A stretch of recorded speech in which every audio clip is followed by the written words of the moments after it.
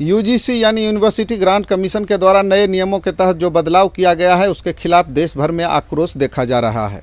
ये आक्रोश, ये विरोध न सिर्फ बड़े शहरों तक सीमित रहा है बल्कि अब छोटे शहर से लेकर गांव कस्बों तक फैल चुका है।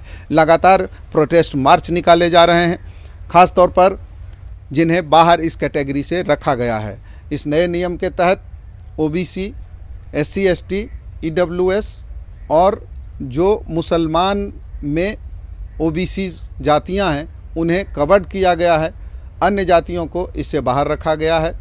इसे लेकर ही विरोध हो रहा है।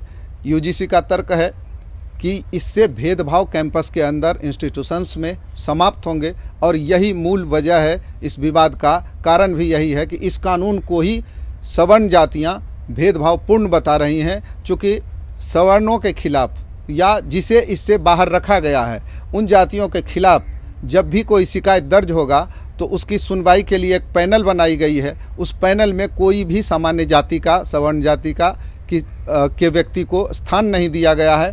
साथ ही जो आरोपी है उसका काम सिर्फ आरोप लगाना रहेगा और जो जिन पर आरोप लगेगा उसे ये स्वयं सिद्ध करना पड़ेगा कि वो दोषी नहीं है, जिसे लेकर सवर्ण जातियों में खास तौर पर यह आशंका है कि उनके बच्चों का शोषण हो सकता है, उनके बच्चों का दोहन हो सकता है, मानसिक रूप से उन्हें प्रताड़ित किया जा सकता है और ये कानून भेदभावपूर्ण है।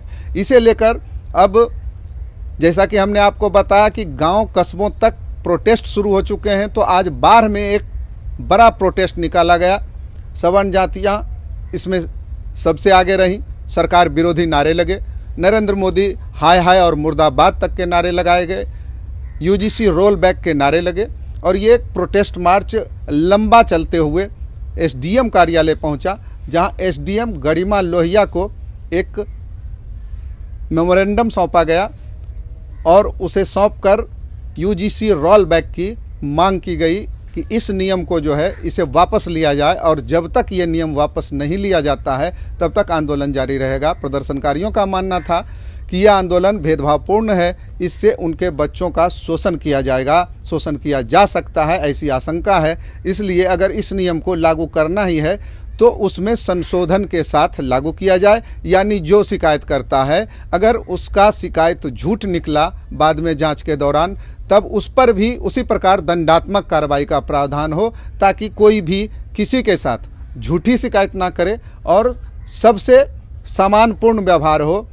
दरअसल सवर्ण जातियों की यही मांगे हैं कि सभी के साथ कैंपस के अंदर एक समान व्यवहार हो, कोई किसी के साथ जातीय, क्षेत्रीय, नस्लीय टिप्पणी ना करे, नस्लीय भेदभाव ना करे, किसी प्रकार का भेदभाव ना हो और ये नियम सब पर एक समान लागू होने चाहिए।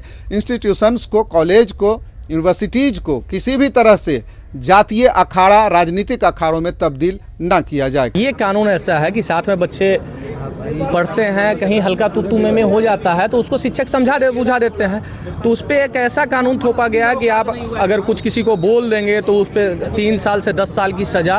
तो ये बच्चों के साथ न्याय नहीं है, बच्चों को अपराधी बनाने की ओर सरकार अग्रसर है। अगर सरकार चाहती है कि सारे बच्चे अपराधी हो जाए, इस प्रकार से किसी का कैरेक्टर खराब होगा तो वो अपराधी ही बनेगा, अपराधी बनेगा तो अपराध करेगा, तो इससे अपराध की सीमा कहाँ जाएगी वो सरकार सोच नहीं रही है।